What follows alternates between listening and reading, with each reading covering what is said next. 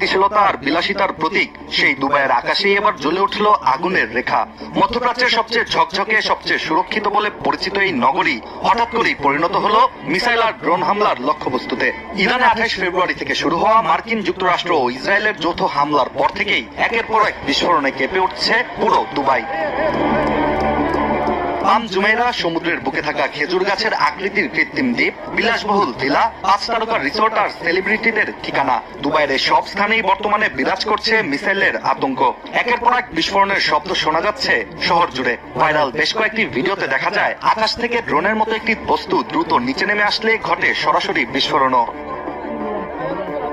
কিন্তু ঘটনা প্রবাহ এখানেই থেমে থাকেনি।